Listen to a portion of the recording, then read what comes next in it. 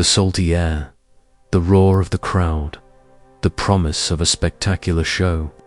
For many, a visit to SeaWorld was the ultimate family outing, a chance to marvel at the ocean's most magnificent creatures up close. But behind the vibrant performances and the carefully orchestrated displays, a darker reality lurked. A reality built on risk, compromise, and the constant tension between human ambition and untamed instinct. This is a story about the price of entertainment, the illusion of control, and the day the ocean roared back. Our story centers around Ken Peters, not the kind of name that echoes through headlines or history books, but a man who lived and breathed the world of marine mammal training. Ken wasn't born with a burning desire to work with killer whales. His path was more of a gradual immersion. He started as a general park employee, drawn in by the allure of the ocean and the charisma of the animals. It wasn't just a job, it was a calling. He genuinely cared for the whales, saw them as intelligent, complex beings, and believed in the park's mission of education and conservation, or at least what he thought the park's mission was. He worked his way up, slowly and methodically, learning the ropes, mastering the intricate routines, and building trust with the orcas. It wasn't an easy process.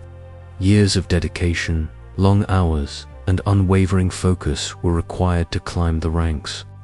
But Ken possessed a rare combination of patience, skill, and genuine empathy, making him a natural in the water.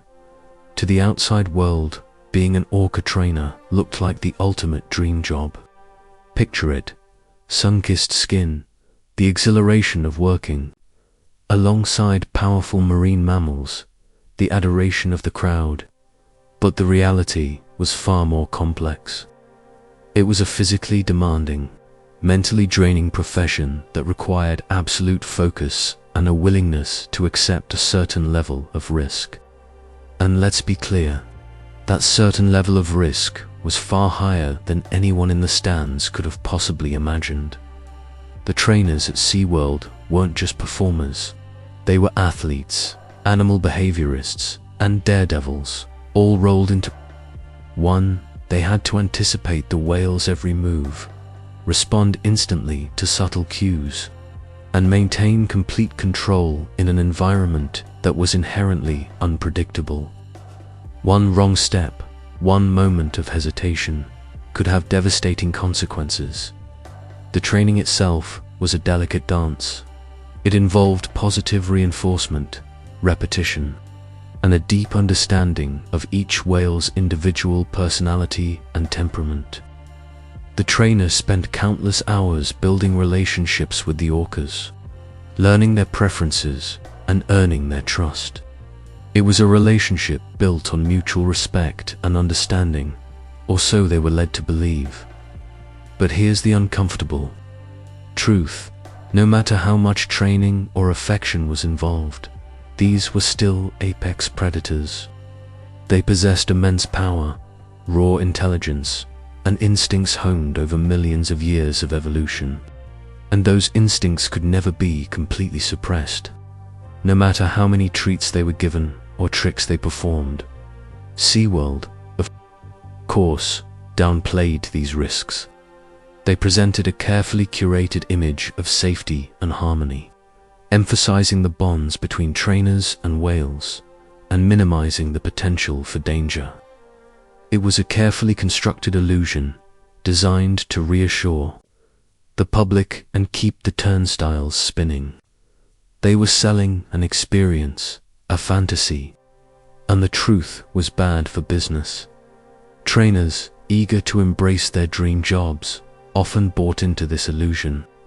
They wanted to believe that they were in control, that they understood the whales, that they could manage the risks.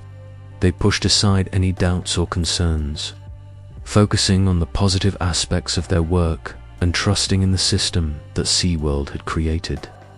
The company line was simple: trust your training, respect the animals, and follow the protocols.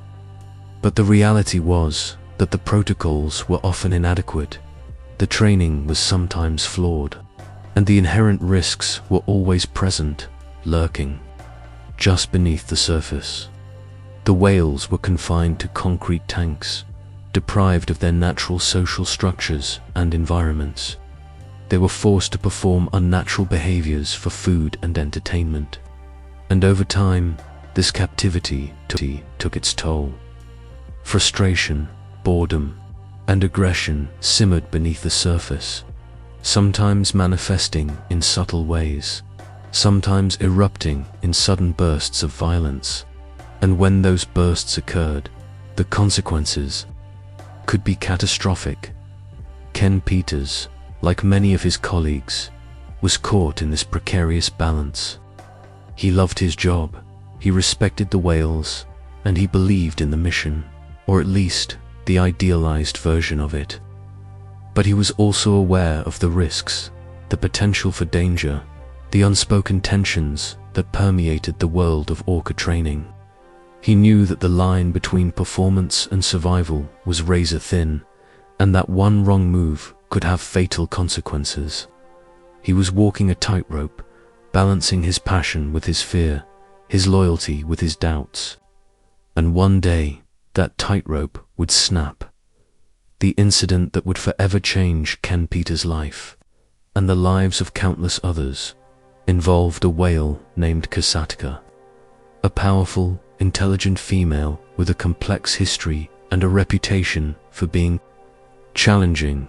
And it happened not in some remote corner of the park, but in the middle of a live performance, in front of a packed stadium, under the bright lights of the SeaWorld stage. The date was November 15th, 2006, SeaWorld San Diego, another seemingly ordinary day at the park. The sun was shining, the crowds were gathering, and the stage was set for the killer whale show. But what unfolded that afternoon was anything but ordinary. It was a stark reminder of the raw power and inherent unpredictability of these magnificent, yet captive, creatures. Ken Peters, a seasoned trainer, found himself in the water with Orchid, an 18-year-old female orca. Peters wasn't the primary trainer for Orchid that day. Brian Roach, her usual handler, was already in the pool when he started having issues with her. In a desperate attempt to regain control and assist his colleague, Peters entered the water. What happened next would be seared into his memory forever. The exact sequence of events is a matter of some debate, clouded by SeaWorld's attempts to downplay the severity of the situation. What's undeniable is that Orchid, for reasons we can only speculate on, pent-up frustration, a perceived threat, or simply an instinctual response, turned on Peters with terrifying speed.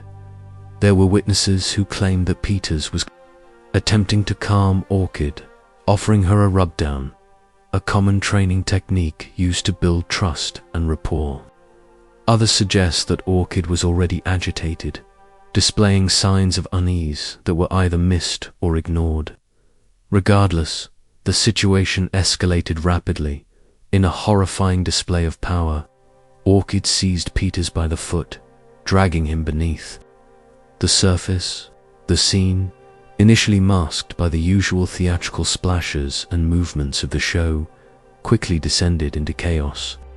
While the audience, at first, may have perceived it as part of the performance, the trainers on the side of the pool knew immediately that something was terribly wrong. Panic surged through the SeaWorld team.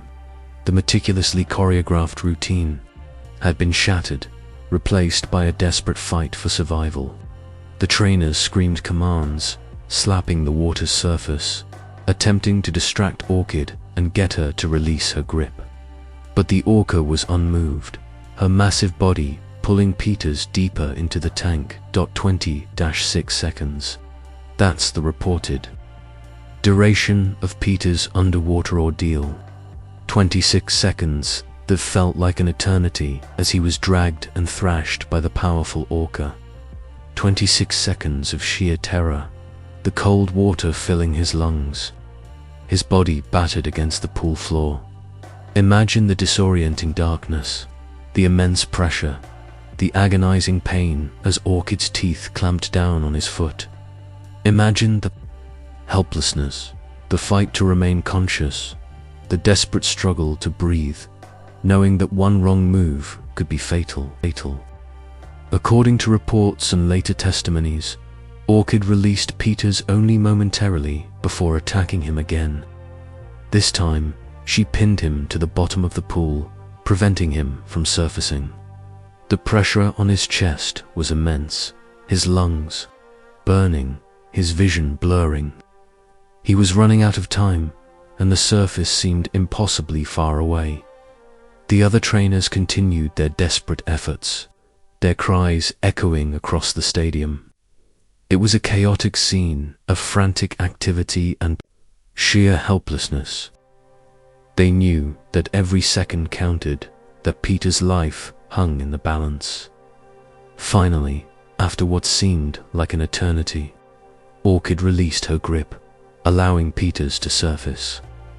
He broke the surface, gasping for air, his body bruised and battered, his mind reeling from the near-death experience. He was pulled from the water, shaken and disoriented, but alive. The incident sent shockwaves through SeaWorld. The carefully constructed image of harmonious coexistence between humans and orcas had been shattered. The cracks in the facade were now visible for all to see, while SeaWorld attempted to downplay the severity of the attack, claiming it was merely a training incident. The truth was far more disturbing. It was a stark reminder that these animals, despite years of training and domestication, remained wild and unpredictable. It was a wake-up call that exposed the inherent risks of keeping these intelligent and powerful creatures in captivity. This terrifying 26-second encounter exposed the fundamental flaws in SeaWorld's business model.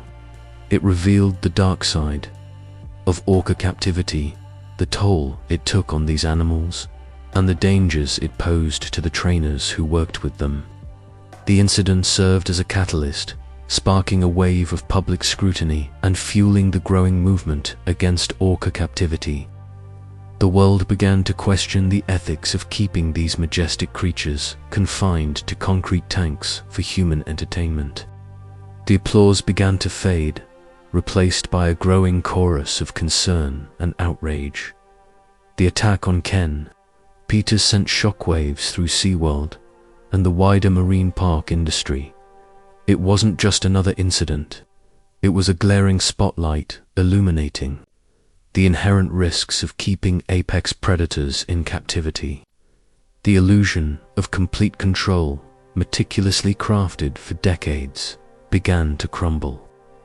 But what happened in the immediate aftermath, and what lasting impact did this have? That's what we're diving into now. The first priority, of course, was damage control.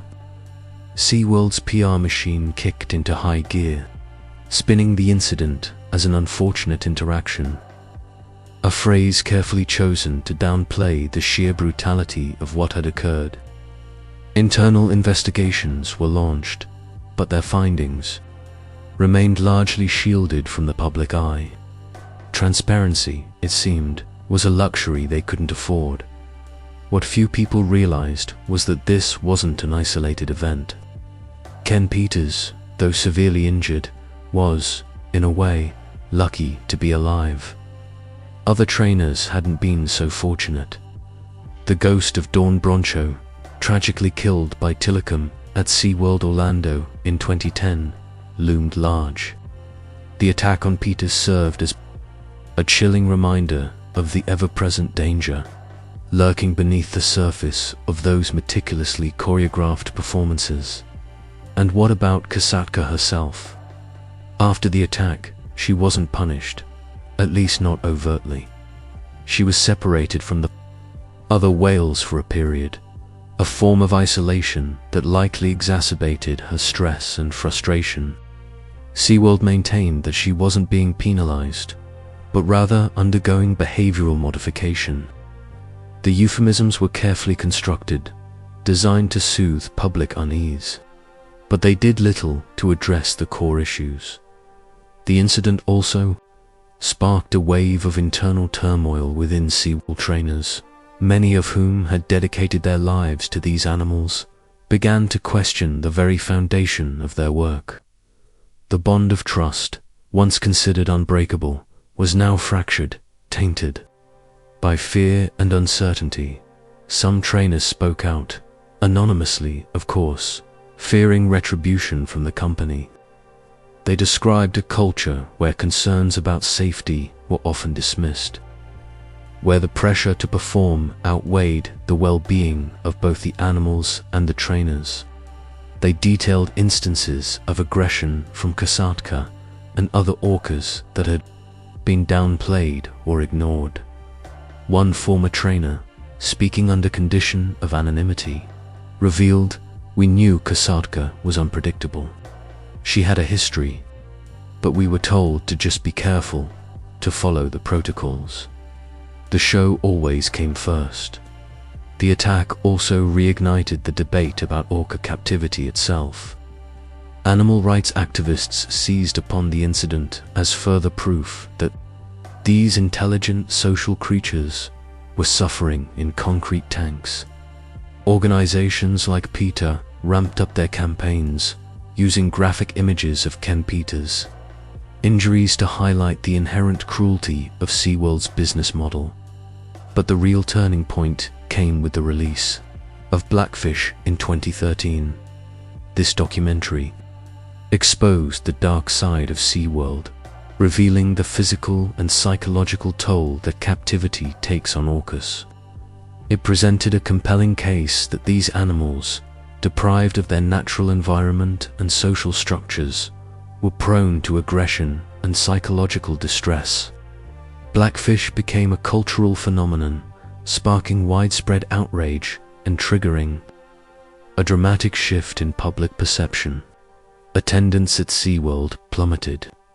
Corporate sponsors fled. Lawmakers began to scrutinize the company's practices.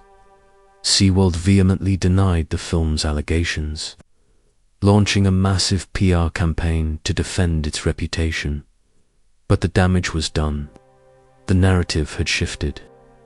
The public was no longer willing to accept the company's sanitized version of reality.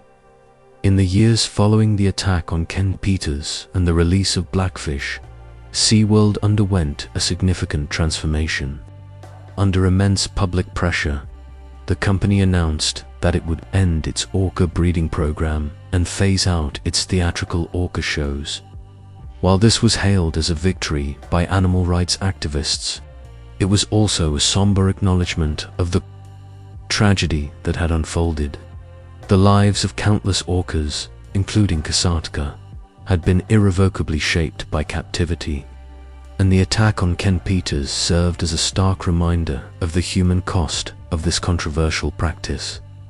Kasatka herself lived out the remainder of her days at SeaWorld San Diego, never again performing in shows. She died in 2017 from a respiratory illness, a common ailment among captive orcas. Her life, marked by both spectacle and suffering, became a symbol of the ethical dilemmas surrounding marine mammal captivity. The story of Ken Peters and Kasatka is more than just a tale of a man attacked by an orca. It's a story about the consequences of our choices, the price of entertainment, and the enduring power of the human-animal bond. Even when that bond is strained to the breaking point, it forces us to confront uncomfortable truths about our relationship with the natural world and to ask ourselves, are we truly doing what's best for these magnificent creatures? Or are we simply exploiting them for our own amusement? The answer, as this story shows, is anything but simple.